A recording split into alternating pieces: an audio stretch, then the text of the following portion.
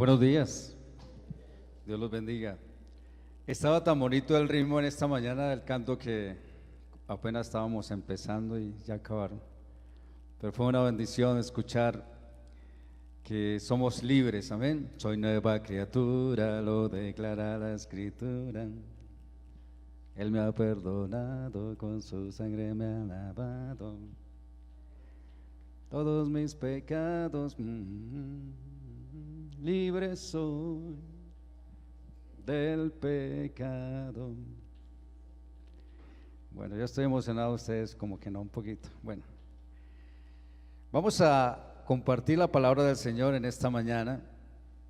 Y precisamente el domingo pasado tuve el privilegio de compartir el tema Una casa donde habitar. Y hoy quiero compartirles también el tema Una casa donde habitar, pero es la parte 2.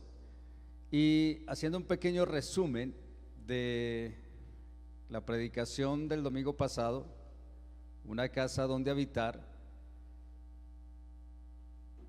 Recordemos que el Señor le dijo a Moisés que hiciera un santuario para él, conforme al modelo que el Señor le había mostrado. Y luego de la tienda pasó al templo, y del templo a la persona de nuestro Señor Jesucristo, y luego pasó a nuestro corazón. Ese es el proceso. Sin embargo, hoy, una casa donde habitar, Dios sabe de qué estamos hechos. Él conoce nuestro corazón.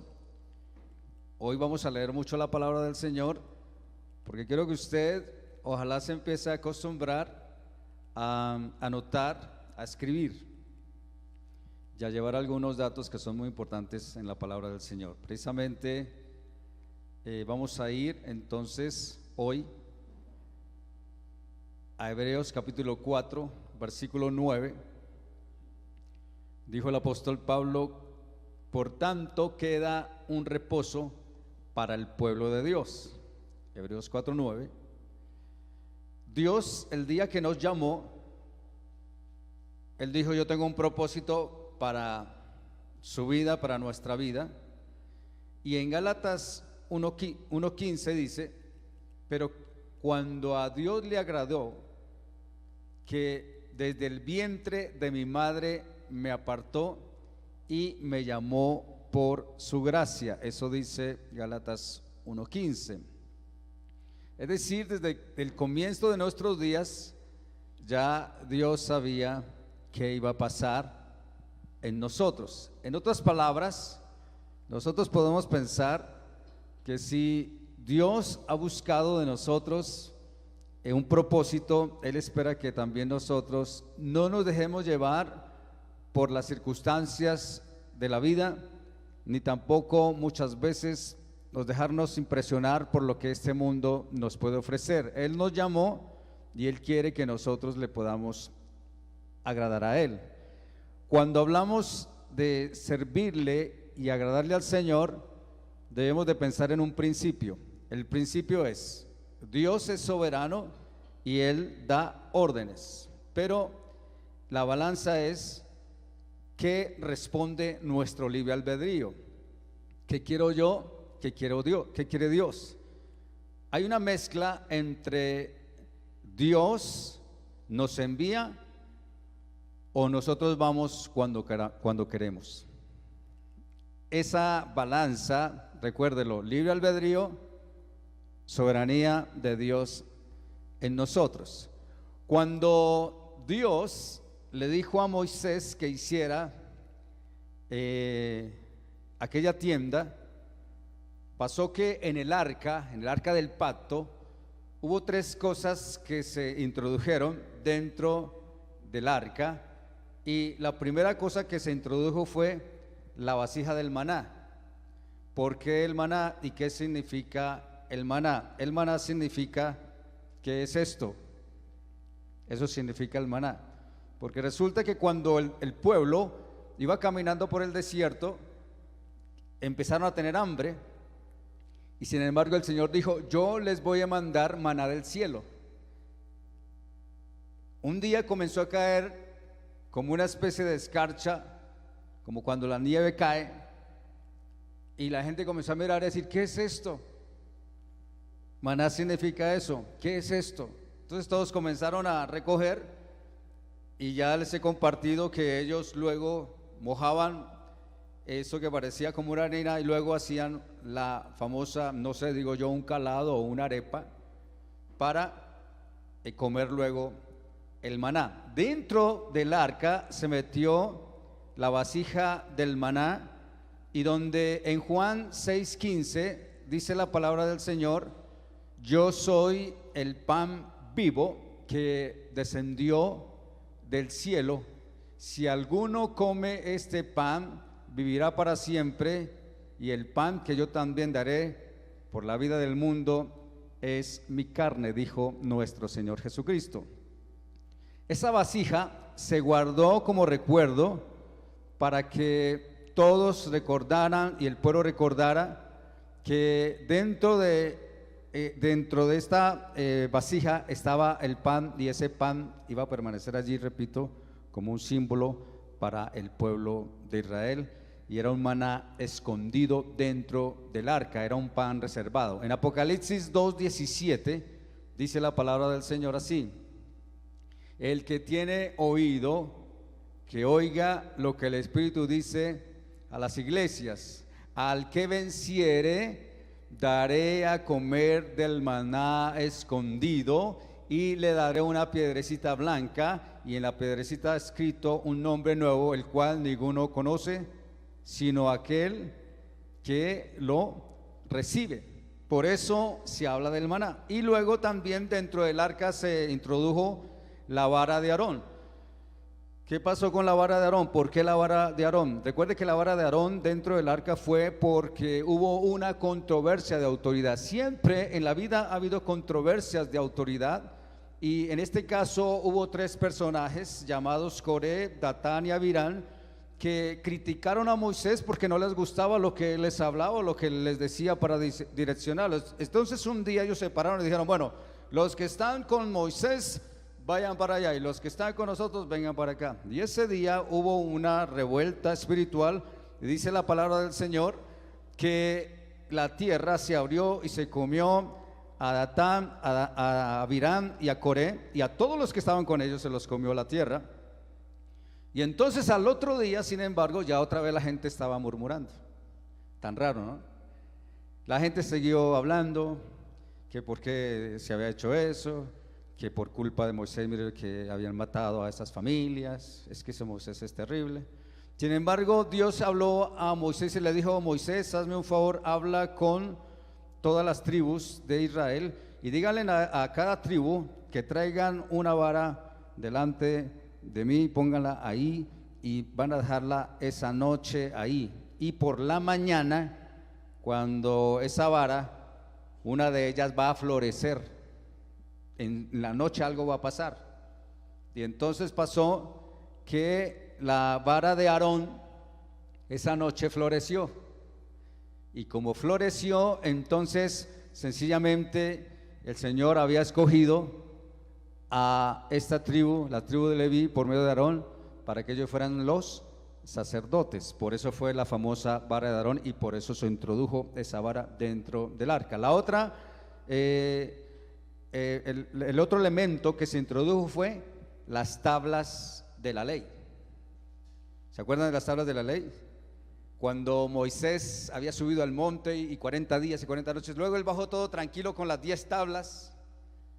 Cuando él bajó, él escuchó un sonido, y no era un sonido de fiesta ni nada de eso. La gente había caído otra vez en idolatría, había caído otra vez en estar en el campamento con actitudes de rebeldía, porque querían siempre hacer lo contrario de lo que Dios decía.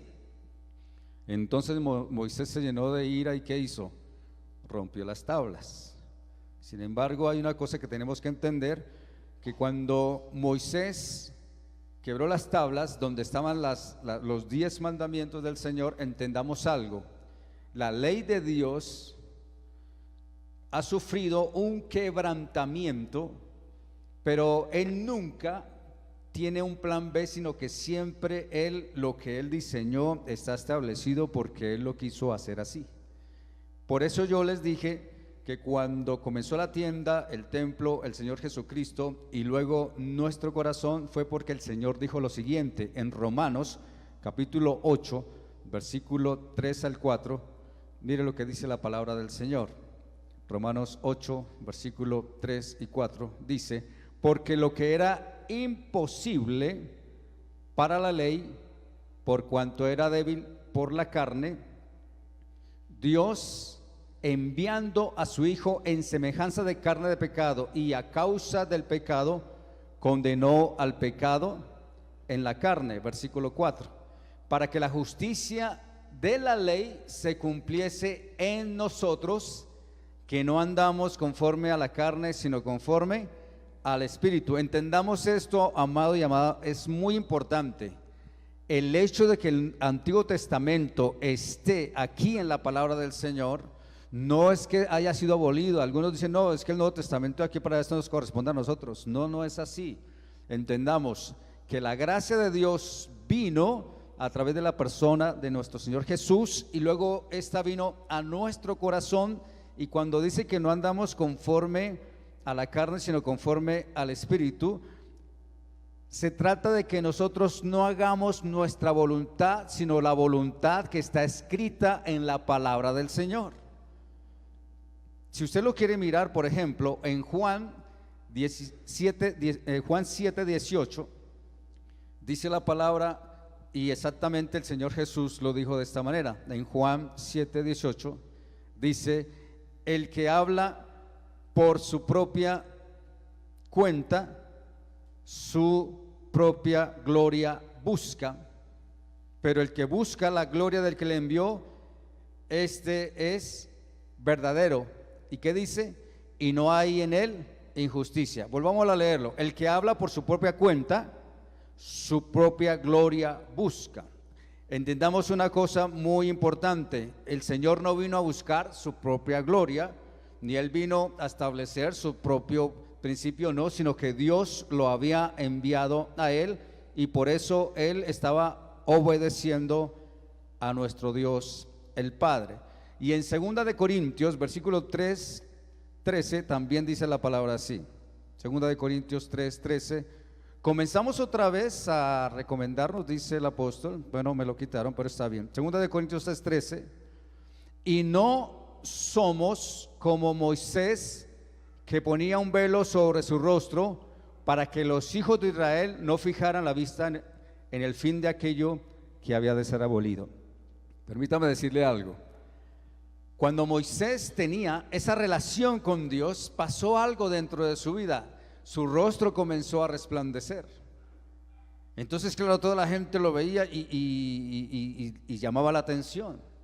Sin embargo, pasó lo siguiente: cuando vino el cumplimiento en nuestro Señor Jesucristo, y cuando el Señor estaba trabajando en la vida de sus hijos, el pueblo de Israel, pues Dios comenzó a manifestar algo en la vida de Moisés, y era que su rostro comenzó a resplandecer, pero también comenzó el Señor a través del apóstol decir lo siguiente: ese resplandor comenzó a desvanecerse en la vida de Moisés, comenzó a irse. ¿Sabía usted que en la vida espiritual el Señor quiere, y a través del apóstol Pablo dice, y no somos como Moisés? ¿Y qué pasaba con Moisés? Que el hecho de tener la palabra del Señor, no vamos a resplandecer solamente en la parte exterior, y por eso el Señor empezó a quitar eso, a quitarlo, a tal punto para que dice la palabra que las personas no se fijaran en el rostro de él. E incluso Moisés llegó un momento en que él se puso un velo, pero con el tiempo, repito, ese resplandor comenzó a desvanecerse. Moisés, siendo un hombre de Dios y él estando sirviéndole al Señor, sin embargo, una cosa es importante: el pueblo de Israel siempre fue desobediente, y por eso el Señor también comenzó a cambiar lo que él transitoriamente había colocado en la vida de Moisés. Vamos a ver 2 de Corintios capítulo 3, vamos a leer la mayoría de este texto. Dice la palabra: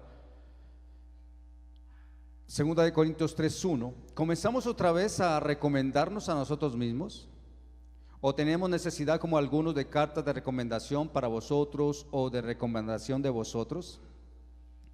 Nuestras cartas sois vosotros, escritas, ¿en dónde, perdón? En nuestros corazones, conocidas y leídas por todos los hombres, siendo manifiesto que sois carta de Cristo, expedida por nosotros, escrita no con tinta, sino con el Espíritu del Dios vivo, no en tablas de piedra, sino en tablas de carne del corazón. Vamos a seguir leyendo. Y tal confianza tenemos mediante Cristo para con Dios. No que seamos competentes por nosotros mismos para pensar algo como de nosotros mismos, sino que nuestra competencia proviene de Dios, el cual asimismo nos hizo ministros competentes de un nuevo pacto, no de la letra, sino del Espíritu, porque la letra mata, mas el Espíritu vivifica. Y si el ministerio de muerte, grabado con letras en piedras, fue con gloria, tanto que los hijos de Israel no pudieron fijar la vista en el rostro de Moisés a causa de la gloria de su rostro, la cual había de perecer. ¿Cómo no será más bien con gloria el ministerio del Espíritu? Porque si el ministerio de condenación fue con gloria, mucho más abundará en gloria el ministerio de justificación. Porque aún lo que fue glorioso no es glorioso en este respecto, en comparación con la gloria más eminente. Porque si lo que perece tuvo gloria, mucho más glorioso será lo que permanece. Y no como Moisés, que ponía un velo sobre su rostro para que los hijos de Israel no fijaran la vista en él, en el fin de aquello que había de ser abolido. Pero el entendimiento de ellos, ¿qué pasó? Se embotó.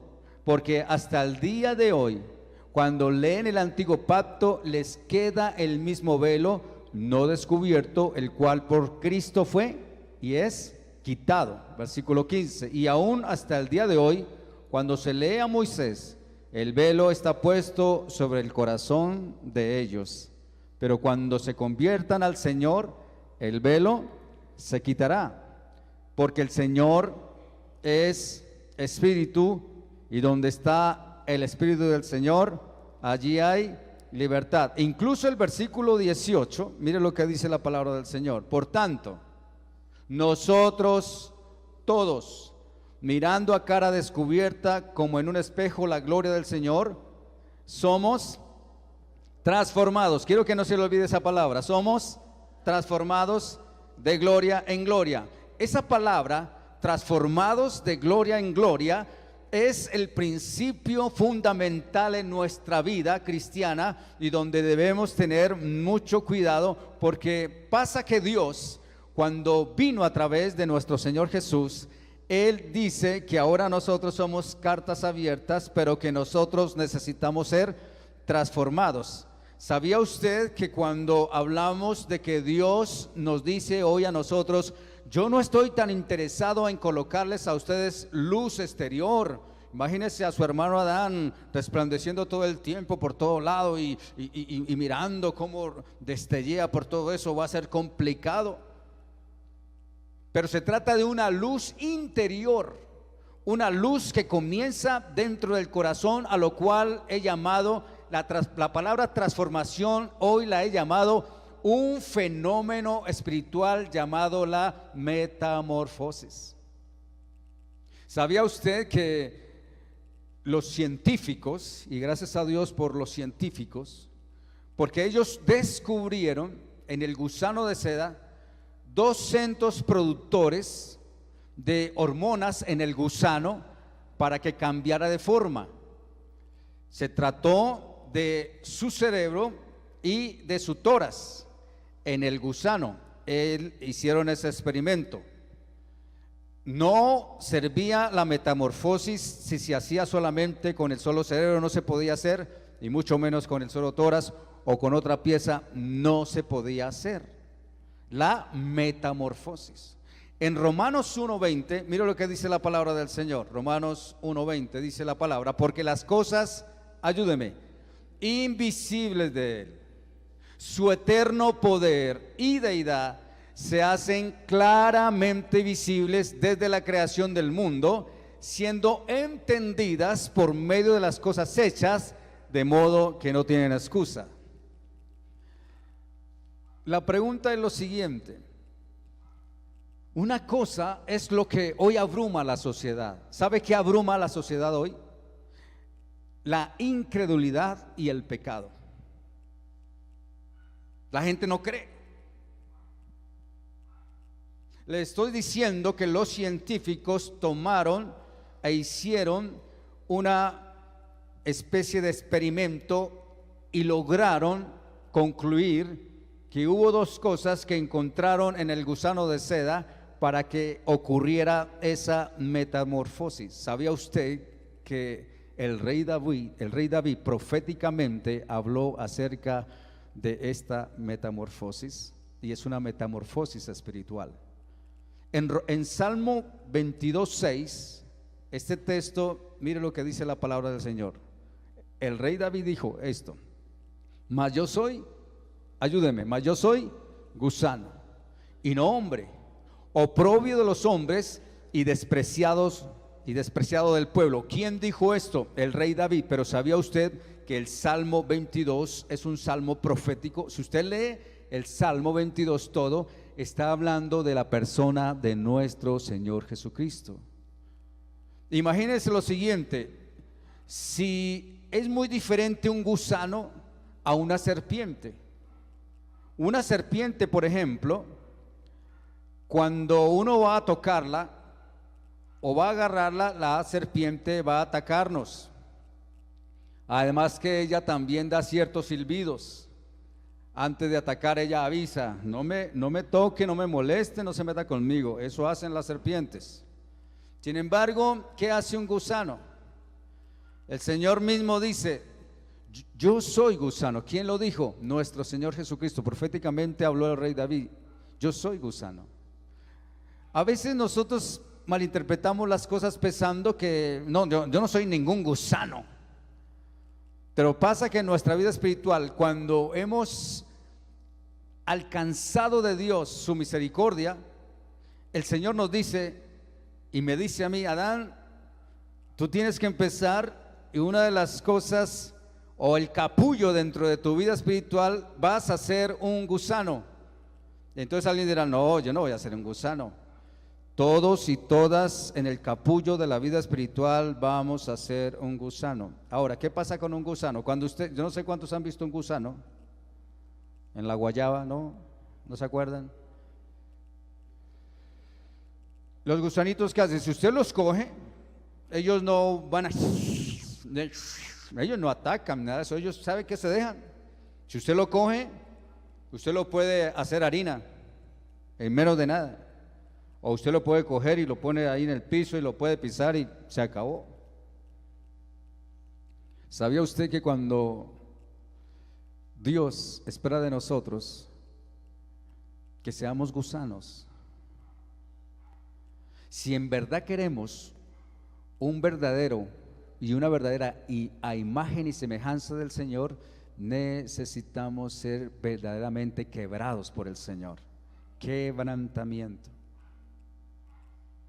El Señor Jesús estuvo dispuesto para nosotros, y por eso lo dijo: un gusano y no un hombre. ¿Por qué se usa esta palabra? Porque Jesús, cuando estaba muriendo por los pecados del mundo, estaba cubierto de sangre y su color era como de la tintura escarlata. Si usted mira un gusano cuando está en capullo, está comenzando, hay ese color así como carmesí. Nuestro Señor tomó nuestra semejanza. Él no nos transforma por un acto soberano. Mire, hay una cosa que quiero decirle aquí, mire. Si nosotros pensamos en los milagros de Dios, recuerde algo: el milagro de Dios es cuando una persona está dispuesta a obedecer. No se confunda pensando que la palabra del Señor nos dice a nosotros: no, Señor, es que yo quiero que usted me quite el mal genio, yo quiero que usted me haga crecer más. Él no va a hacer nada de eso. Señor, hazme un milagro dentro de mí, por favor, yo ya no quiero mirar más así, cosas como es. ¿Sabe? La Biblia dice: separados de mí, nada podéis hacer. Si yo no estoy dispuesta a obedecer, escuche bien esto, el Señor no se contradice. El acto soberano de Dios, algunas personas lo están esperando diciendo: yo quiero que Dios me quite esto, yo quiero que Dios… Hay personas que son tan atrevidas con el Señor que piensan, y lo vi en algunas personas, que alguien oró por esa persona y entonces que el Señor le dijo: yo te voy a quitar todo ese peso de encima que tienes, porque esa persona era bien robusta. Y ay, gloria a Dios, el Señor me dijo que me va a quitar toda mi gordura, me va a hacer la lipo el Señor. Cosas como esas que son tan absurdas, el Señor no está presto para eso. La voluntad de Dios es sencillamente que Dios tiene una hormona divina. ¿Sabe cuál es la hormona divina? El Señor dice: yo soy la cabeza del cuerpo. Y nosotros somos el cuerpo. Se necesita ver una interacción. Dios me ministra a mi corazón y Él obra en mí. La hormona divina reacciona y su obra comienza en mi corazón, porque hay una cosa muy importante: Dios trabaja en nuestra mente, en nuestro corazón y en nuestro cuerpo. Por algo el apóstol Pablo dijo que todo vuestro cuerpo, espíritu y alma sean guardados irreprensibles para el día de Jesucristo. Una metamorfosis para algunos quizás comienza diciendo: en este mundo es tan corrupto que todo se va a acabar y todo se va a destruir. Sí, esas son actitudes a veces que uno dice: pues, ¿por qué pensar así? Pero incluso hay personas que dicen: no, para este mundo ya no hay esperanza, este mundo se va a destruir, un día estos le va a caer un meteoro a esto y se acabó todo. Pero permítame decirle algo: una cosa es la corrupción espiritual que hay y otra cosa es tener la esperanza en nuestro Señor Jesucristo. Se puede recuperar la imagen y semejanza de Cristo cuando en verdad alcancemos la inmortalidad, pero la Biblia dice que Jesús nos redimió a través de la obra del Espíritu Santo que está operando dentro de nosotros. En Romanos 8:11 dice la palabra lo siguiente: y si el Espíritu de aquel que levantó de los muertos a Jesús mora ¿en dónde? Perdón, en vosotros. El que levantó de los muertos a Cristo Jesús vivificará también vuestros cuerpos mortales por su Espíritu que mora ¿en dónde? Perdón, en nosotros.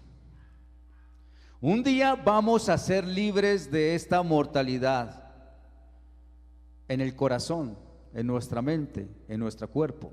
En Romanos 12:2 otra vez el Señor dice lo siguiente: no os conforméis a este siglo, sino metamorfosis. Entienda esto: metamorfosis. ¿Qué significa? Dios no va a hacer lo que yo tengo que hacer, yo tengo que hacer lo que me corresponde. Dios hace milagros, sí, pero yo también puedo hacer milagros, y los milagros que yo puedo hacer es que Él me dice a mí: no se conforme. Si hay algo que tenemos que tener cuidado es caer en esa actitud de decir: no, es que ya me tocó ser así, ya no se puede hacer nada más, yo ya no puedo cambiar. Los dichos populares del mundo: árbol que nace torcido no se endereza jamás. Para un cristiano, para una cristiana, esto no es así. El apóstol dijo: no se conformen a este siglo, sino transfórmense por medio de la renovación de vuestro entendimiento. La renovación de vuestro entendimiento es saber que yo busco la voluntad de mi vida, porque el Señor dice: para que comprueben cuál sea la buena voluntad de Dios. La buena voluntad de Dios, dice la palabra, es agradable y perfecta. Si estamos con nuestro Señor Jesucristo, seremos una habitación para Él. La lucha es lo siguiente: En nuestro corazón hay momentos donde esa metamorfosis se puede dañar. Se lo voy a explicar de otra forma. Cuando leímos Hebreos, al principio, ¿se acuerda que no lo colocaron? ¿Se acuerdan? Cuando leímos Hebreos, el primer texto, vamos a verlo un momentico, Hebreos 4,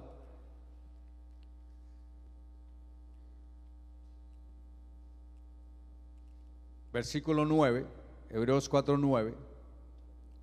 Por tanto queda un reposo para el pueblo de Dios. Alguien dirá, ay sí, yo quiero descansar, pero permítame decirle, el verdadero descanso de este reposo, ¿sabe qué significa? ¿Se acuerdan ustedes de la regla de la nube? La regla de la nube, sí. ¿Se acuerdan ustedes de la regla de la columna de fuego en la Biblia? ¿Se acuerdan? La regla de la nube era la siguiente, que cuando el Señor le dijo al pueblo de Israel, salgan al desierto y vayan a conquistar la tierra prometida, entonces ellos salieron y según la orden que Dios le dio a Moisés para que le anunciara al pueblo fue, cuando la nube se comenzara a mover, entonces el pueblo que tenía que hacer, también tenía que moverse. Y en la noche la columna de fuego que estaba resplandeciendo en medio de este desierto, entonces también el Señor dijo, si la columna de fuego comienza a moverse, ustedes también tienen que moverse. Pero aquí viene algo muy importante. Cuando hablamos del verdadero descanso, porque dice, por tanto queda un reposo para el pueblo de Dios. Y algunos, repito, piensan que van a descansar en Dios y que ya no van a hacer nada y que miremos las aves de los cielos y que ellas no lilan, no trabajan, en cambio yo tampoco voy a trabajar y yo voy a esperar que me traigan todo. No es ese tipo de reposo, ni descanso, ni de espera. Cuando hablamos de un verdadero descanso de la regla de la nube, significa lo siguiente. Imagínense este cuadro. Si el pueblo de Israel estaba caminando todo el día porque la nube estuvo moviéndose todo el día, y luego llegó la noche y la columna de fuego comenzó a alumbrar, imagínense en este cuadro, una familia de 3 niños, esposa y esposo. Claro, antiguamente eran más hijos, 8, 10, 12, 20 hijos, 30 hijos. Pero imagínense este cuadro. La columna de fuego se paró y todos comenzaron a alistar sus tiendas, las carpas para descansar. Y comenzaron a alistarse, a dormir, los niños ya estaban también cuadrando todo. Los papás ya entraron a lo que hoy conocemos como una carpa, entraron a descansar y de pronto los niños por allá haciendo vueltas y cosas y de pronto el papá llamando a sus hijos, bueno, ya a dormir, ya no más, a dormir, a dormir, a dormir. Y cuando de pronto los niños todos corriendo diciendo, papá, mamá, la columna de fuego comenzó a correr y de pronto el papá y la mamá decían, ¿cómo? ¿Qué? ¿Qué comenzó a correr? ¿Qué? Si todo el día estuvimos caminando y ahora se supone que vamos a descansar y ahora entonces la columna de fuego otra vez a andar. Ah, no, ¿qué le pasa a Dios? Pues no vamos a ir. Vamos a descansar un rato, nos vamos a quedar. Éntrense, vamos a descansar y después los alcanzamos. Pues algunos hicieron eso. Y se quedaron dormidos. Y al otro día no había nadie. No había columna de fuego y no había nube. Y entonces comenzaron rápido a alistar, como se dice, sus cosas, sus corotos. Recogieron y corriendo. Recuerda una cosa, en la vida un desierto es sinónimo de cualquier camino es bueno. Cualquier camino es bueno. ¿Se ha dado cuenta usted que cuando se camina en el desierto, en las películas que nos muestran, las huellas quedan bien marcadas? Y algunos dicen, no, yo sigo las huellas, pero recuerda que en el desierto hay viento, hay sol, hay sobre todo tormentas de arena, y eso es rápido que pueden pasar muchas cosas en un momentico. Hay peligros. Y resultó sencillamente que esa familia se perdió en el desierto. Hay personas que cuando han entendido el verdadero descanso, que es la regla de la nube, que es que el Señor es el que manda. Él no da sugerencias, Él manda, Él no da sugerencias. Y si Dios no da sugerencias, Él espera que nosotros actuemos conforme a su santa palabra. Si Dios se mueve, movámonos nosotros. Hay cosas que nos pasan a nosotros que de pronto uno dice, oiga Señor, pero es que esto ya es como un poquito complicado, Señor. No sé usted si le ha pasado, pero muchas veces hay necesidades en el hogar y uno le dice, Señor, estoy necesitando esto, y en lugar de venir la provisión, viene es más carga, más situación difícil. De pronto usted está pidiendo por un trabajo y usted tiene un accidente. De pronto usted está pidiendo por su salud y usted se enferma y tiene que ir al hospital. De pronto usted está pidiendo por una provisión económica y quizás no hay provisión, sino que están ocurriendo otras cosas que usted no estaba esperando. Pues permítame decirle algo: si estamos bajo el verdadero descanso, que es la regla de la nube, que es Dios en nosotros, entendamos algo: el Señor espera que nosotros seamos obedientes. Puede que nosotros seamos cual familia dentro de la carpa, o como el papá o la mamá diciendo, pero ¿qué le pasa a Dios? ¿Por qué Dios tiene que actuar con nosotros así? ¿Acaso Él no vio que caminamos todo el día? ¿Será que no tenemos derecho a dormir? Estamos cansados, estamos sencillamente agotados, no queremos levantarnos, y de pronto el Señor sabe eso. Yo sé que Él lo sabe, pero Él siempre ha puesto una medida en el ser humano. ¿Y sabe cómo se llama? El que nosotros tengamos la capacidad de obedecerle a Él en tiempos buenos, en tiempos malos y en tiempos regulares. En Gálatas 6, versículo 15 y 16, dice la palabra así: porque en Cristo Jesús, escuche bien esto, ni la circuncisión vale nada. Es decir, yo podré hacer cualquier tipo de sacrificio espiritual exterior y mostrarle a todas las personas que yo sí soy muy espiritual. Yo podré mostrar a las personas que puedo y tengo un lenguaje espiritual, que realmente es impresionante la forma de decir las cosas espirituales. Pero el mismo Señor dice: porque en Cristo Jesús ni la circuncisión vale nada. Lo que yo haga en exterior, lo que yo haga en sacrificio vivo, no vale, dice la palabra, ni la incircuncisión. Pero aquí viene lo importante: la regla de la nube ahora está en la regla de nuestro Señor Jesucristo, y Él dice, sino una nueva creación. Una nueva creación. Dice, y a todos los que anden conforme, versículo 16, a esta regla, paz y misericordia sea a ellos y al Israel de Dios. Escuche bien esto: cuando decimos una nueva creación, pregunta, el gusano cuando sufre la metamorfosis, ¿qué es lo que pasa a ser? Una mariposa. Y yo sé que algunos de ustedes dirán, yo prefiero ser una mariposa. Estoy más que seguro que yo también deseo hacerlo. Pero para poder ser una mariposa, recuerde algo: porque en Cristo Jesús ni la circuncisión vale nada, ni la incircuncisión, sino una nueva creación. Y por eso el versículo 16 dice, y a todos los que anden conforme a esta regla. Escuche bien, a esta regla. ¿Cuál regla? ¿Cuál regla? La regla es una nueva creación. Soy nueva criatura, lo declara la Escritura, sí, pero a mí me corresponde saber que Dios está haciendo conmigo una metamorfosis divina, y algo dentro de mí está pasando. Es cuestión de decidir en el Señor qué me corresponde a mí ser.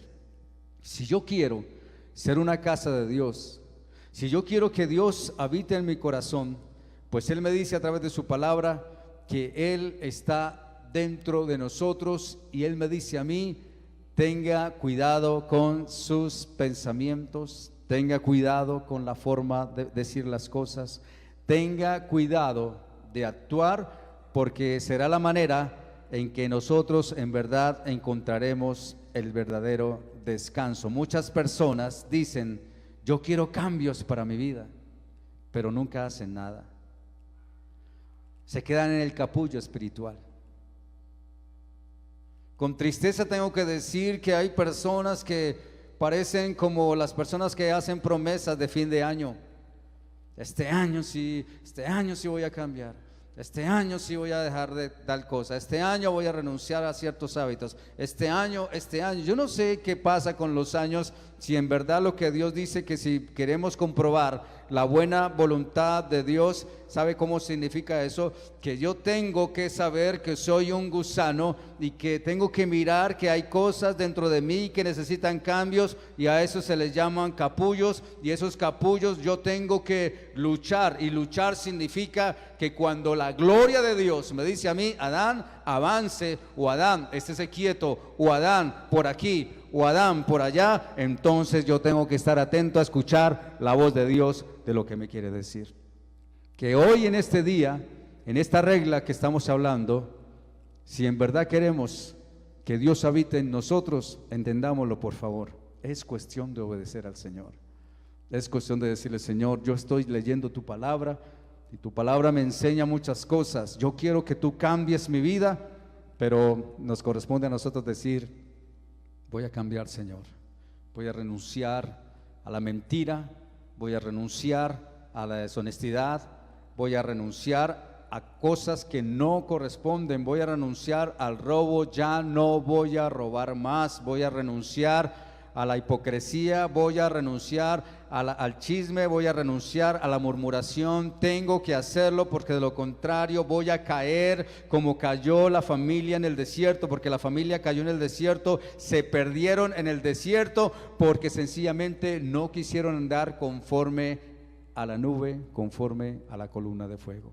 Que sea Dios ayudándonos hoy, y no se lo olvide, para poder comprobar la buena voluntad de Dios en mi vida, es cuestión de revisar dentro de nosotros. Señor, enséñame. Señor, ayúdame. Pongámonos en pie, por favor.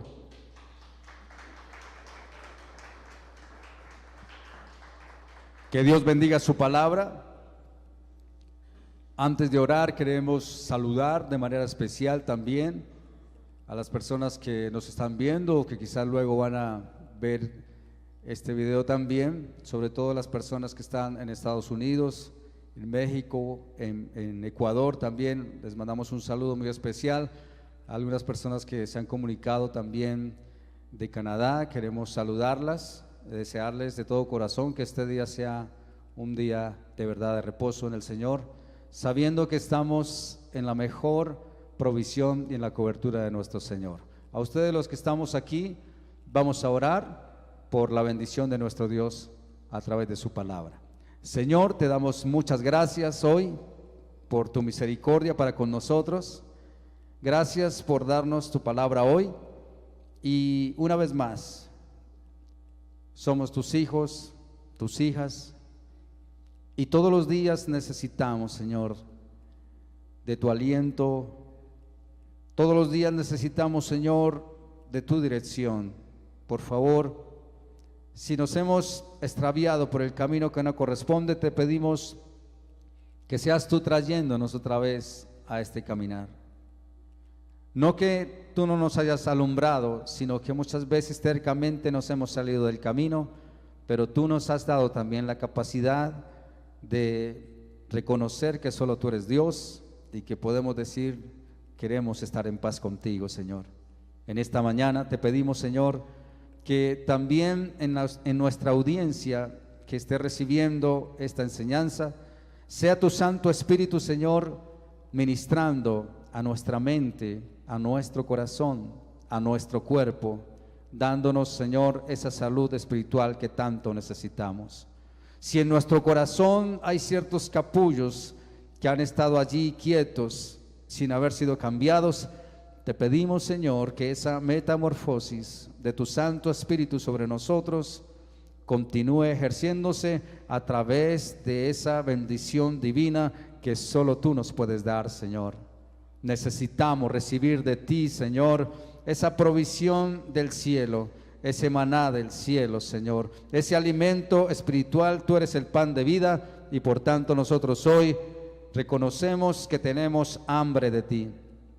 Reconocemos, Señor, que tenemos sed de ti y aceptamos esa agua, esa fuente divina, esa gloriosa bendición tuya a través de tu palabra, Señor, y también, Dios mío, de lo que tú ejerces dentro de nosotros a través de tu poderosa guía que es tu Santo Espíritu, Señor.